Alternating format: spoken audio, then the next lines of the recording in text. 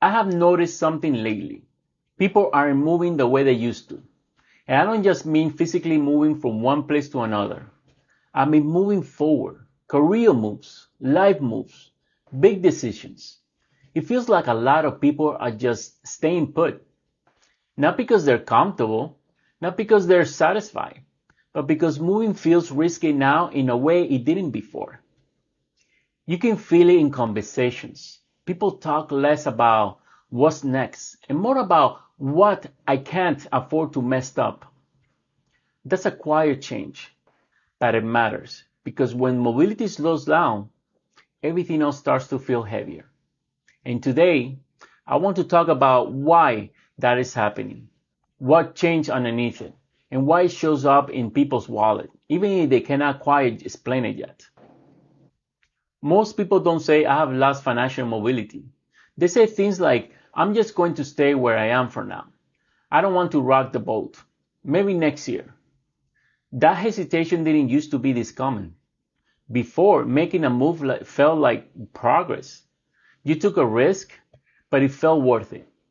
Now that downside feels bigger than the upside. If you switch job and it doesn't work out, there's no easy to reset. If you move and cost jumps, you can't just undo it. So people wait. And waiting feels safe until you realize how long you have been waiting. That's the emotional side of mobility slowing down. But there are real structural reasons behind it. Jobs used to work like steps. You didn't need the perfect role. You just needed the next one. You learn on the job. You move up by doing. Now jobs feel more like a trap than a steps. Companies want experience upfront. Training budgets are thinner. Mistakes are expensive. So instead of helping people grow, employers look for people who already fit perfectly. That makes switching jobs even harder. It also makes staying put feel safer. Even if you're underpaid, even if you're burned out, because once you're in, you're afraid to lose your place. And that's not an ambition disappearing. That's risk piling up. Housing used to unlock opportunities. You could move closer to work. You could move somewhere cheaper. You could adjust.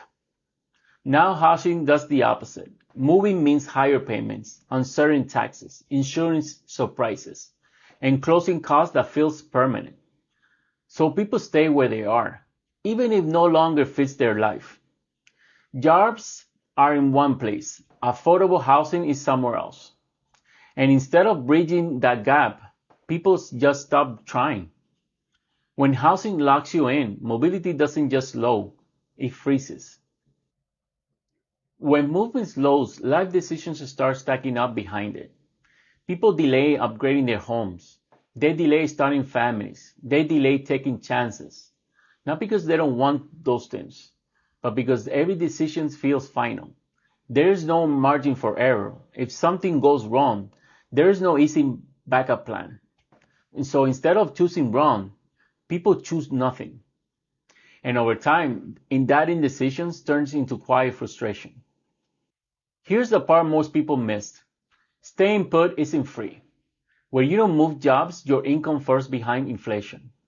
And when you don't move homes, you absorb rising costs instead of escaping them. When you don't change anything, expenses still change around you. So even though nothing looks dramatic, your wallet slowly gets tighter. That's why people feel like they're working just as hard, but getting less visibility in return.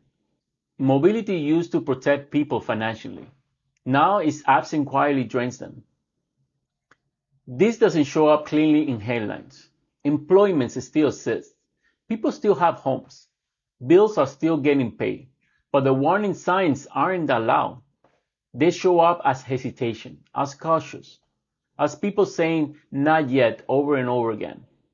But by the time this shows up in data, the behavior has already changed. That's why the economy can look fine while people feel stuck. This doesn't hit everyone the same. High-income households still have options. Low-income households already know they are constrained. The group that feels the most is the middle. People doing okay on paper, but no room to maneuver. That's where mobility used to matter the most, and where its loss is felt the deepest. An economy cannot renew itself. If people stop moving with it, innovation slows, opportunity concentrates, risk-taking disappears, not because people became lazy, but because the cost of getting it wrong got too high. That kind of slowdown doesn't crash loudly, it just settles in. So if things feels harder to change right now, you're not imagining. Mobility didn't disappear overnight. It erodes quietly. And when movement slows, pressure builds. Even if nothing breaks, understanding that doesn't fix it instantly, but explains why so many people feel stuck without knowing why, that's the shift worth paying attention to. Thank you for watching.